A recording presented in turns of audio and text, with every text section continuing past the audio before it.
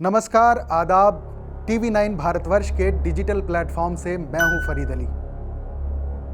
इतिहास में ऐसे कई सीरियल किलर हुए हैं जिनकी हैवानियत के किस्से सुनकर आज भी लोग सिहर उठते हैं। दुनिया भर के अपराधियों की फहरिस्त में ऐसे कई नाम हैं जिन्होंने एक के बाद एक हत्या करके लोगों के मन में खौफ पैदा कर दिया था। 18वीं और 19वीं सदी में भारत में भी एक ऐसा ही सीरियल किलर हुआ जिसने सीरियल किलिंग का वर्ल्ड रिकॉर्ड बनाया था।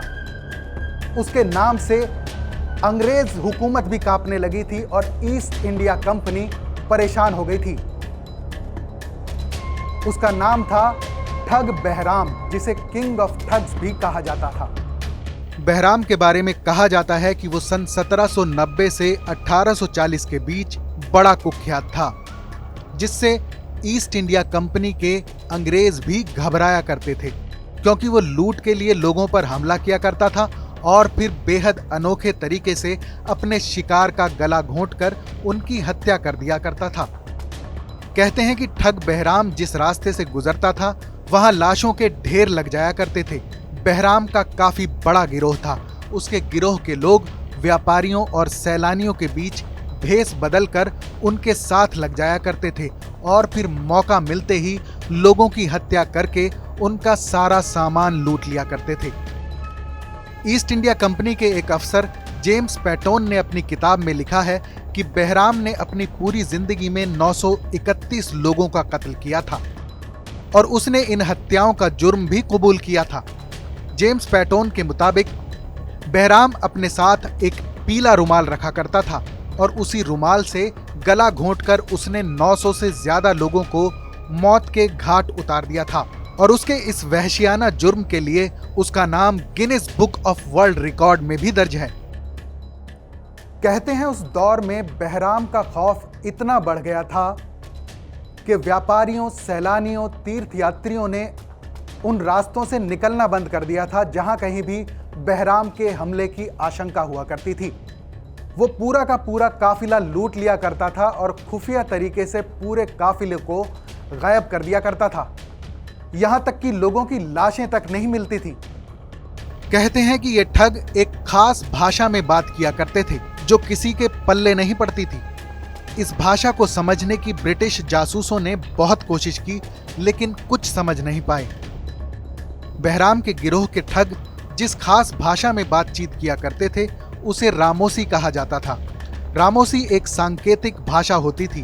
रास्ते से गुजरने वाले काफिले के लोग जब सो जाते थे तब ये ठग गीदड़ के रोने की आवाज में हमले का इशारा किया करते थे।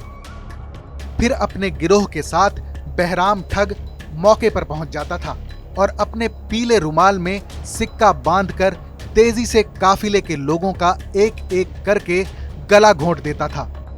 लोगों की लाश को कुओं में फेंक दिया जाता था या फिर कहीं दफन कर दिया जाता था। बहराम के आतंक की कहानी इंग्लैंड तक पहुंची तो ईस्ट इंडिया कंपनी ने साल 1809 में एक अंग्रेज अफसर कैप्टन स्लीमैन को यह जिम्मेदारी सौंपी कि वो आए दिन खुफिया तरीके से गायब हो रहे लोगों के रहस्य का पता लगाएं। जांच के बाद इस बात का खुलासा हुआ कि ठग बहराम का गिरोह ही लोगों की हत्या करके उनकी लाश तक गायब कर दिया करता था।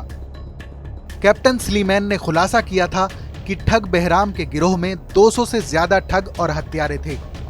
कैप्टन स्लीमैन ने बहराम की तलाश के लिए लंबा अभियान चलाया और आखिरकार 10 साल बाद उन्हें इस खतरनाक ठग और सीरियल किलर को ढूंढने में कामयाबी मिली। बहराम को जब गिरफ्तार किया गया तब उसकी उम्र तकरीबन 75 साल थी। फिर साल 1840 में बहराम को उसके बेशुमार अपराधों के लिए फांसी की सजा दी गई। बॉलीवुड की ठग्स ऑफ हिंदुस्तान फिल्म में अमिताभ बच्चन ने ठग बहराम का किरदार निभाया था। इस फिल्म में आमिर खान, कटरीना कैफ और फातिमा सना शेख ने भी अहम भूमिका निभाई है। तो ये थी कहानी दुनिया के सबसे खतरनाक सीरियल किलर बहराम ठग की। जल्द ही फिर हाजिर होंगे एक नई कहानी के साथ। तब तक आप देखते रहिए TV9 भारतवर्ष।